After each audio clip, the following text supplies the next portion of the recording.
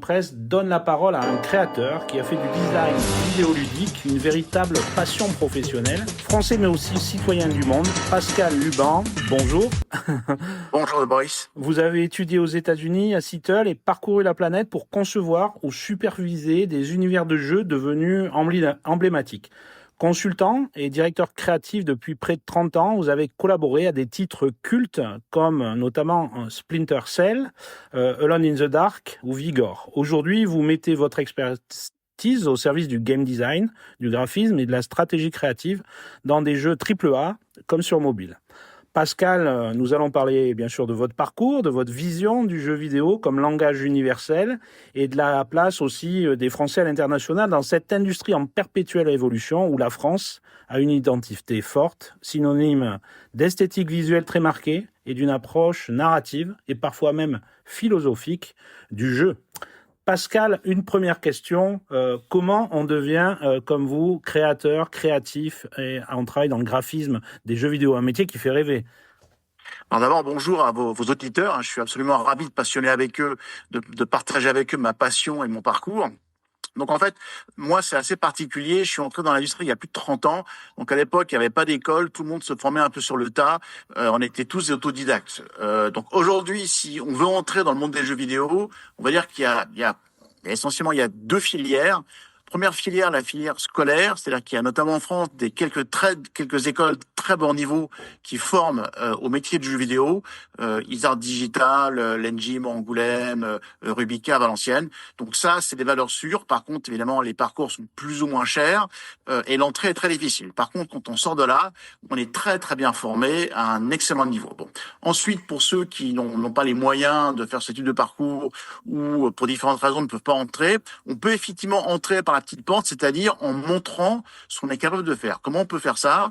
Eh ben, on peut se former soi-même et surtout, on peut mettre les mains à la pâte et développer des petits jeux, faire du level design. Bref, on peut faire des proof of concept. On peut montrer qu'on est capable de développer un jeu, de faire du design. Et une fois qu'on a fait ça, après, il est facile de cogner aux portes des studios, de leur dire voilà, j'ai fait ça. Éventuellement, si vous avez besoin d'aide, je peux vous aider. C'est la deuxième approche pour entrer dans le milieu, où le diplôme n'est pas un sésame. On juge beaucoup les gens sur sur ce qu'ils ont réalisé. Donc en fait, il y a ces deux moyens, on va dire, pour entrer dans le milieu aujourd'hui. Alors moi, je voudrais parler en tant que gamer, alors vieux gamer et gamer très très modeste, mais j'ai quand même joué à l'époque à Alone in the Dark. Alors Oui. ça, c'est le genre de franchise, de produit qui fait rêver quand même, hein, tout gamer. Est-ce que vous pouvez nous parler un petit peu des expériences sur les grandes, comme ça, sur les grands noms, les grands jeux en fait où vous êtes intervenu? Alors d'abord, je suis intervenu sur le quatrième épisode de la franchise, qui s'appelait Alone in the Dark, The New Nightmare, pas les autres. Alors, j'ai travaillé sur ce qu'on appelle les triple A. Donc, ce sont des jeux à gros budget, à gros enjeux. Alors, inutile de vous dire que sur des projets comme ça, même si on a un titre, on est un maillon dans la chaîne. J'étais lead level designer sur deux Splinter Cell, sur la partie multijoueur. J'étais directeur créatif sur Wanted. J'étais le principal game designer sur Alone in the Dark 4. Il n'empêche que j'étais loin de prendre toutes les décisions créatives. Et c'est tout le temps comme ça. Donc il faut être modeste, hein. Faut se dire on n'est pas irremplaçable, on est un maillon dans la chaîne de décision. Maintenant, ça demeure des missions exceptionnellement passionnantes parce que on pousse très très loin tous les curseurs en termes de créativité et de technologie. Donc même si effectivement on est un rouage dans la machine, ça demeure des grandes expériences personnelles. On a eu l'occasion pour les Français.presse d'interviewer un des responsables de Ubisoft, donc qui a une dimension mondiale hein, de Montreuil à Montréal. Est-ce que vous avez bossé justement avec ce qui peut être une firme qui peut représenter un peu la French Touch du jeu en fait, qui est très connue J'ai aussi beaucoup travaillé avec Ubisoft. Lorsque j'ai travaillé sur les deux Splinter Cell, évidemment l'éditeur c'était Ubisoft. Je travaillais chez eux au studio Annecy. J'ai aussi travaillé sur d'autres projets comme Fighter Zone Cage qui était également édité par Ubisoft. Donc c'est des gens que je connais bien, que j'aime beaucoup. Et évidemment travailler avec des grands éditeurs comme ça, c'est aussi quelque chose, parce qu'on élargit, je dirais, sa compréhension du monde du jeu. Est-ce qu'on peut dire que donc dans une industrie du jeu qui est totalement mondialisée, concurrentielle, est-ce qu'il y a une touche française? Est-ce que vous retrouvez, est-ce que vous incarnez une forme de touche française, notamment avec ce soin du graphisme qui est peut-être une de nos marques? Alors écoutez, pour la petite histoire, il y a 20 ans, quand on parlait de French Touch, c'était péjoratif. C'est-à-dire que les jeux français, il y a 25 ans, ils étaient beaux, mais pas intéressants du tout. Et donc, en dehors de la France, nous, on se gaussait de la French Touch, mais en dehors de la France, la French Touch, c'était péjoratif. Vous voyez, c'était pas bon, quoi. C'est des jolis jeux, clinquants, mais pas intéressants. Ça a changé. Maintenant, on a beaucoup de studios en France qui font des jeux qui sont à la fois beaux et qui soient bons, hein. On a plein de succès. On a une industrie qui est vraiment, qui est florissante et qui a mérité ses galons au niveau international. Le graphisme demeure un de nos points forts, mais moi j'en mettrai un autre, c'est la narration. Peut-être parce qu'en France on a une culture cinématographique, une culture manga et une culture littéraire qui est très forte, mais on est un des pays où peut-être on a le plus de jeux avec une très très belle dimension narrative. Alors, par rapport à votre travail aujourd'hui, on voit que vous développez justement beaucoup de transmission en fait. Vous vous adressez vraiment, j'ai l'impression, aussi aux jeunes générations. Vous essayez de transmettre ce que vous avez acquis Oui, oui, lors c'est de vrai. 30 ans d'expérience. Est-ce que vous pouvez nous parler de cet aspect justement de votre métier, entre guillemets, ou de votre activité?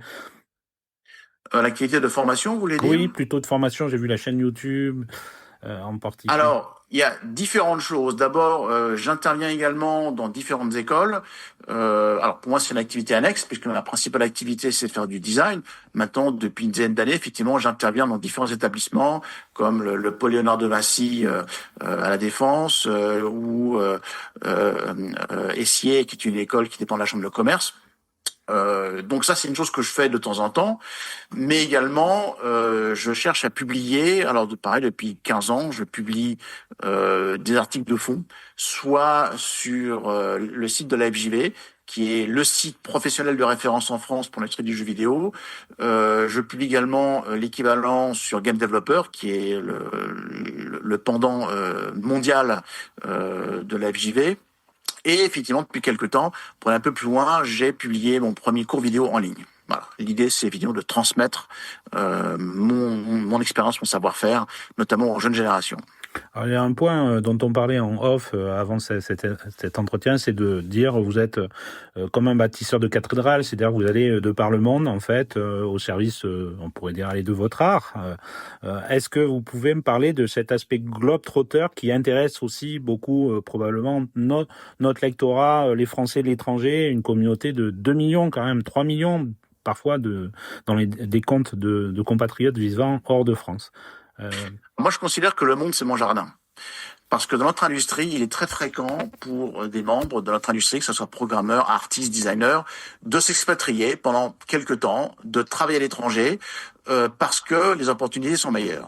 Nous sommes dans une industrie qui est en perpétuelle évolution et on ne peut pas rater les trains, on ne peut pas rester derrière. Alors, on a certainement parmi nos lecteurs des papas, des mamans qui vont lire cet article, qui vont écouter l'échange et qui sont inquiets. Vous savez bien qu'il y a parfois le procès des jeux vidéo, le caractère addictif, le fait que nos enfants passent parfois beaucoup trop de temps. Et j'ai 2 enfants, je suis bien placé pour le dire, 2 garçons. Comment vous appréhendez cet aspect-là addictif des jeux? Qu'est-ce que vous en pensez? Alors, c'est vrai qu'effectivement, il y a un vrai problème d'éthique ici. Il faut différencier quand même certaines choses. C'est vrai que nous, on conçoit des jeux pour ce qu'on appelle la rétention. Bon, c'est-à-dire qu'on veut que les gens jouent à nos jeux, qu'ils y restent. C'est surtout vrai pour les jeux mobiles. Maintenant, comme pour tout, hein, la majorité des gens ont les capacités, je dirais, de se contrôler, mais surtout ont d'autres choses dans leur vie. Donc les gens qui ont des problèmes d'addiction, je pense que dans une large mesure, c'est effectivement des gens qui peut-être sont nus dans leur vie ou qui cherchent à compenser par le jeu vidéo. Donc même si nous, on conçoit des jeux qui ont le potentiel, je dirais, d'être addictifs, dans les faits, je pense que l'immense majorité des joueurs ne sont pas addicts, hein, ne sont pas shootés aux jeux vidéo. Ils aiment le jeu vidéo, ça fait partie de leur passion, mais heureusement, il n'y a pas que ça dans la vie. j'aurais presque plus peur des réseaux sociaux, à mon avis, en termes d'addiction que que des jeux. C'est-à-dire que de plus en plus de gens, au début, les gamers, c'était un peu des ados boutonneux, hein, c'est un peu le stéréotype des geeks. Et puis petit à petit, on a vu arriver, je dirais, des mères de famille, des grands-pères, des grands-mères, des gens qui utilisent le jeu pour le travail. Donc petit à petit, je dirais, en fait, la sphère s'est agrandie. Elle s'est également agrandie au niveau démographique, hein, puisque en fait le monde entier est en train de plus en plus jouer aux jeux vidéo, mais surtout des industries se développent partout. C'est-à-dire jusqu'à présent le jeu c'était essentiellement, on va dire, ça a commencé un peu aux États-Unis et Europe. Après ça a gagné l'Asie. Maintenant on commence à avoir des studios apparaître un peu partout. C'est-à-dire des pays qui jusqu'à présent n'avaient pas d'industrie de jeux vidéo commencent à se doter d'une industrie de jeux vidéo. Là, par exemple, samedi, je vais en Arabie Saoudite, hein, c'est mon 3e déplacement là-bas. Ils sont en train de construire une industrie de jeux vidéo à partir de rien. Bon, j'ai également été en Iran avant la crise, hein, avant quand on pouvait encore y aller. C'est pareil, là aussi, en fait, j'ai découvert un pays qui est en train de se construire une industrie de jeux vidéo. Le Brésil également est en train d'investir. Donc oui, en fait, le monde entier est en train, je dirais, de considérer que le jeu vidéo, c'est quelque chose qui est mainstream. Excusez-moi pour mon anglicisme, hein, c'est quelque chose qui entre dans la vie de tous les jours, à l'instar du cinéma, de la télévision. Et donc, ça me paraissait logique, effectivement, que quelque part, on parle du jeu vidéo et on en fasse la fête, comme de n'importe quel autre média, qui amène du plaisir aux gens. Alors effectivement, le jeu vidéo aujourd'hui, c'est 200 milliards d'euros. C'est le premier secteur culturel devant le cinéma, devant la musique. Donc vous avez raison, c'est un secteur en pleine expansion. Alors je vais revenir à l'homme, parce qu'il faut qu'on parle jeu aussi à un moment. Votre jeu préféré, c'est quoi? Oh là là. D'aujourd'hui, de tous les temps, enfin je sais pas, Alors d'aujourd'hui et de tous les temps, il peut y en avoir deux. On va vous donner deux jokers. Alors aujourd'hui, on va dire, j'adore un jeu mobile de Supercell qui s'appelle Clash Royale, qui est un jeu multijoueur excellentissime. Voilà, c'est un modèle de design. Bon, c'est un jeu mobile. Et sinon, un jeu, on va dire, plus traditionnel, plus ancien, c'était un jeu de la série MechWarrior, notamment MechWarrior 2, donc un combat de robots. Voilà, bon, c'est un de mes jeux fétiches. Mais j'en ai d'autres. Enfin, j'en ai tellement. La liste est infinie. Alors, on a bien compris, c'est un métier passion que vous exercez. Si vous deviez vous adresser à votre padawan, à un jeune apprenti, et lui dire attention, je te mets en garde dans cet univers-là contre quels sont les pièges alors, les principaux pièges? Alors, bonne question. Ouais, il y aurait beaucoup de choses à dire. La première chose que je lui dirais, c'est être tenace. Voilà, l'industrie, c'est une nation de créatrices. Comme n'importe quelle industrie créatrice, c'est une industrie à risque. Les boîtes se créent et disparaissent, les projets sont abandonnés, il se passe beaucoup de choses. Donc, si on veut y arriver, il faut être meilleur que les autres. Et pour être meilleur, il faut être tenace. C'est la première chose. Voilà. Donc, ne pas baisser les bras avec les premiers échecs. Apprendre de ses erreurs. Chercher à s'améliorer. S'ouvrir. Bref, il faut être tenace. Et là, on peut y arriver. Donc, ça, c'est la première chose que je dirais. La deuxième chose que je dirais, notamment quand on est game designer, il faut savoir être modeste.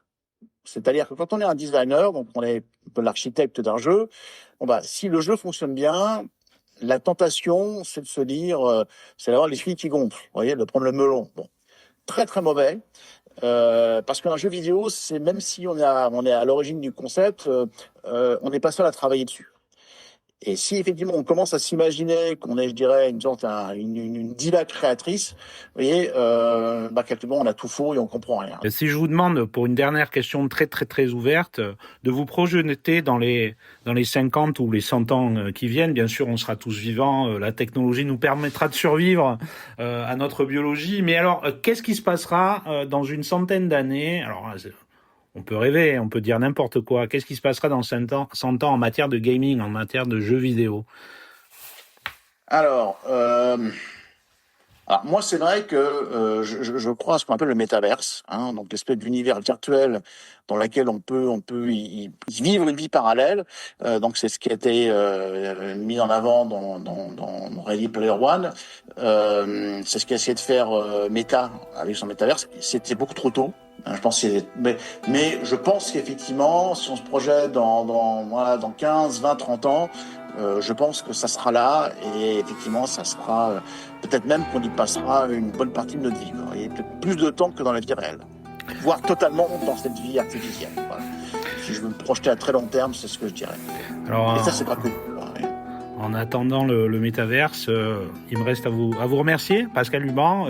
Un parcours de 30 ans, beaucoup de passion, beaucoup de transmission, beaucoup d'éléments qui ont été transmis aujourd'hui, à la fois sur le plan éthique, on a vu les limites aussi qu'il faut se donner, et puis cette ténacité qu'on souhaite à tous ceux, toutes celles qui voudront s'emparer aussi, entrer dans cet univers professionnel-là, comme vous l'avez fait. Merci beaucoup, sincèrement, Pascal. Merci à vous. Et à bientôt, et bonne route pour la suite. C'était lesfrançais.press.